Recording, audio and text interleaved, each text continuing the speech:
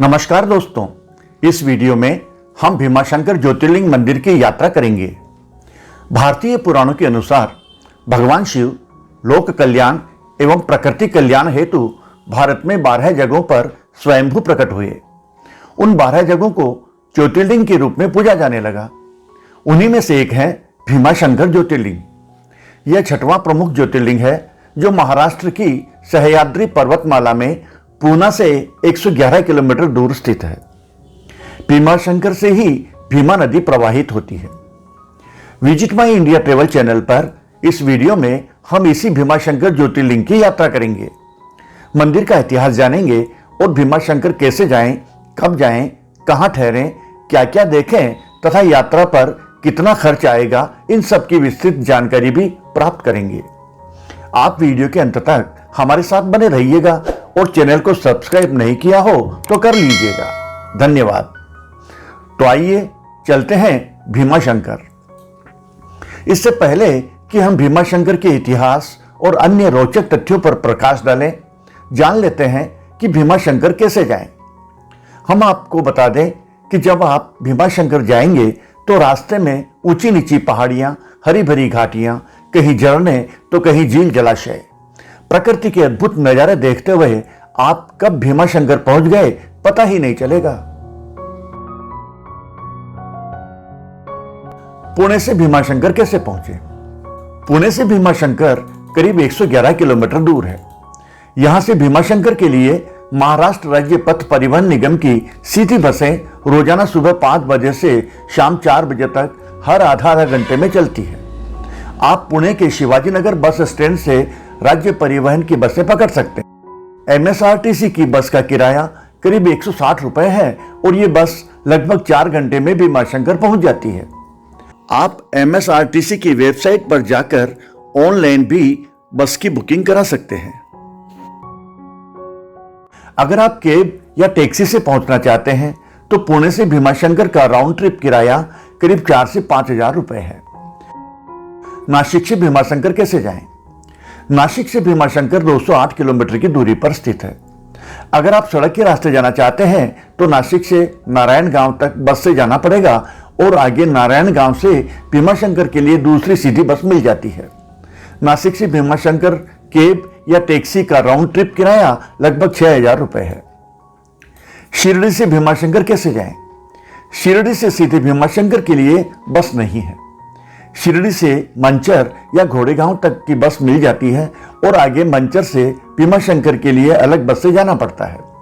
मंचर से भीमाशंकर की दूरी 60 किलोमीटर है। मुंबई से भीमाशंकर कैसे जाएं? सड़क मार्ग द्वारा मुंबई से भीमाशंकर की दूरी 196 किलोमीटर है।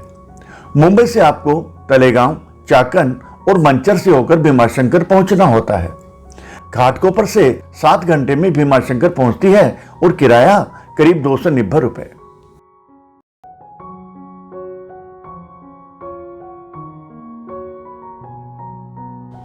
रेल मार्ग। अगर आप भीमाशंकर मंदिर रेल मार्ग से जाना चाहते हैं तो निकटतम रेलवे स्टेशन पुणे है।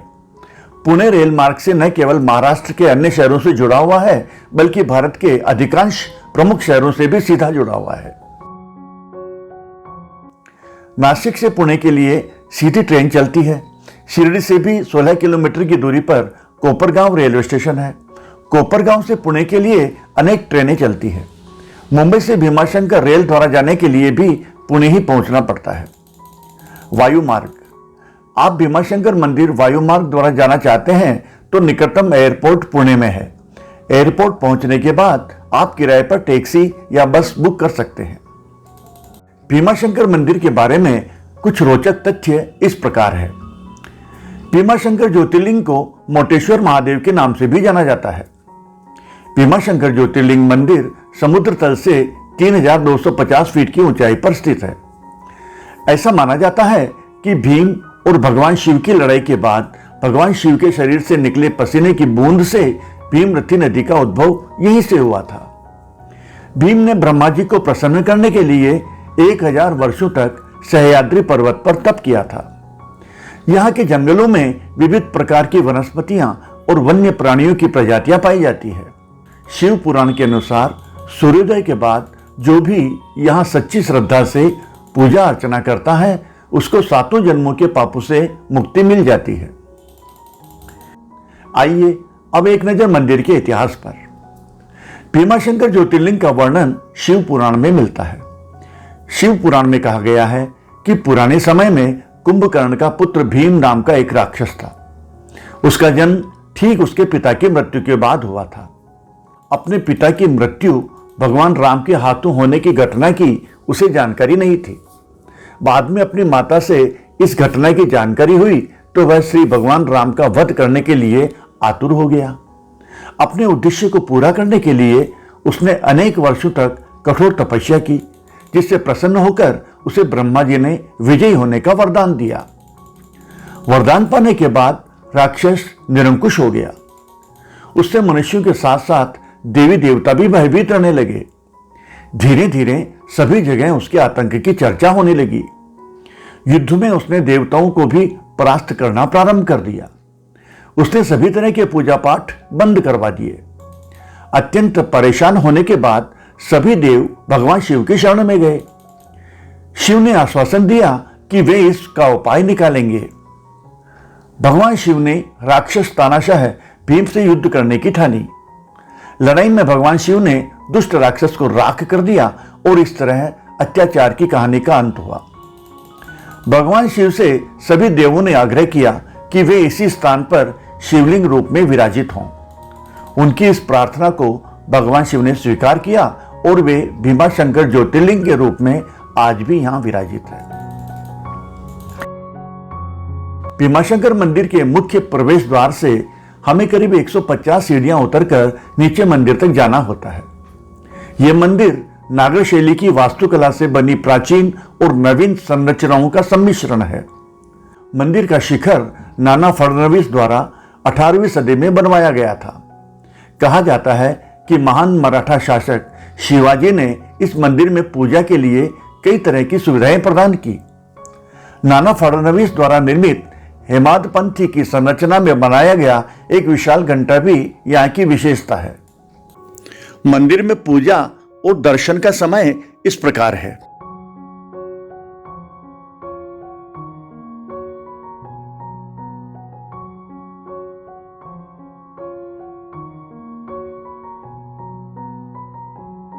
अन्य दर्शनीय स्थल। भीमाशंकर के अन्य दर्शनीय स्थलों में शामिल है हनुमान झील, दत्ता मंदिर, राम मंदिर, गुप्त भीमशंकर, भीमा नदी का उद्गम स्थल, नागफनी, बॉम्बे पॉइंट और साक्षी विनायक। भीमाशंकर मंदिर के पास कमलजा मंदिर है। कमलजा पार्वती जी का अवतार है। इस मंदिर में भी श्रद्धालु दर्शन करते हैं।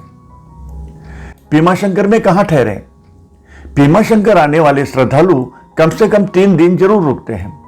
यहां श्रद्धालुओं के रुकने के लिए हर तरह की व्यवस्था की गई है। मंदिर ट्रस्ट की एक धर्मशाला भी है। भीमाशंकर से कुछ ही दूरी पर शिनोली और घोड़ेगांव है, जहां आपको सभी तरह की सुविधा मिलेगी। भीमाशंकर में आप मंदिर और बस स्टैंड के निकट होम स्टे भी कर सकते हैं। भीमाशंकर से 9 किलोमीटर पहले होटल नटराज है। 45 किलोमीटर पहले घोड़ेगांव और 60 किलोमीटर पहले मंचर में भी रुकने के लिए कई होटल्स हैं। नॉर्मल डेज में यहाँ 1200 रुपये में एसी रूम मिल जाता है। भीमाशंकर कब जाएं? यदि आपको भीमाशंकर मंदिर की यात्रा करनी है तो बेटर होगा कि आप अगस्त और फरवरी महीने के बीच जाएं। वैसे आप 12 माह किसी भी समय यहाँ आ जा सकते हैं, लेकिन गर्मी के मौसम में थोड़ी दिक्कत महसूस हो सकती है।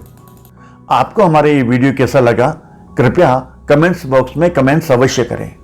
वीडियो को लाइक और शेयर करें। चैनल को सब्सक्राइब करते हुए घंटी का बटन दबाकर ऑल नोटिफिकेशन पर क्लिक कर लें, ताकि आपको हमारे नेक्स्ट वीडियो का नोटिफिकेशन सबसे पहले मिल सके। धन्यवाद।